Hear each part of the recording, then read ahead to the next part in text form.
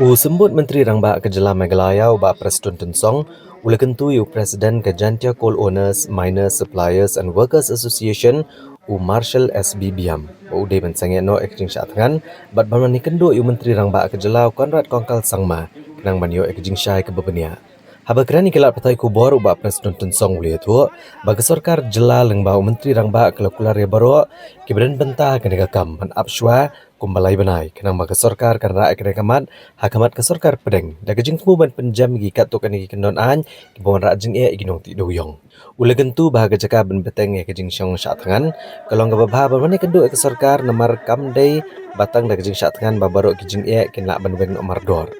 bad ula pensyai bahado menta ke sorkar kadang wat kilat klenti barok ban weng ya kene kejing e kabla takjur ya kinong syong syong kejela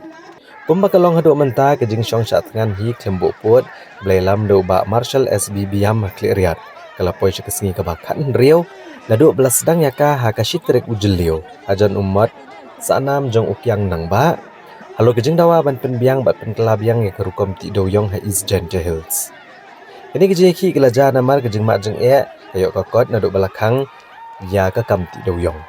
Haga juga por, haga ni kesini di sepangut kipat ba akan tup isinrang ki kentai bagi samla kilawan bani snok tilang haga jingalang pat ba baga jingat pat ba ke belakot da kini ke association ban penbor haga jing dawa ban syak benti doyong biang ha is Hills. Kini ke jingat pat ba kelas sedang naduk lat rembai dongwa ke ba kilayat ban poi haduk ke office Deputy Commissioner ke district East Hills. Ibor penyat distrik bat kipulet keladan lupa kini ke jaka bau Presiden Usyong Syatngan kenang ban petngor ya ke syongsok syongsan. Kipat ba kita syong rut surok hadu bagian di jingbit bandrung syong office Deputy Commissioner kat bagi bor sensyar bagi bor pahara kelayang harut kerdop ke office Deputy Commissioner bentaklah kami kini ki jengkulmar ki balak banmi. I think the government, through the Honorable Chief Minister, he has already promised all the stakeholders, please wait,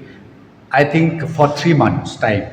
And the government will, will effectively try to follow up with the government of India and also to get some kind of relaxation from the present form of the act. So therefore, I would request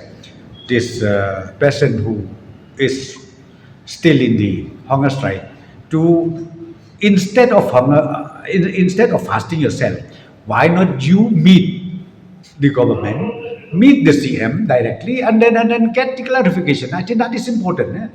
It is not only that you go for fasting and then you get the solution.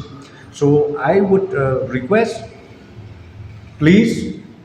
come out, meet, government is there, we will clarify everything. But right now, as I said to you, the government is working out how to come out of this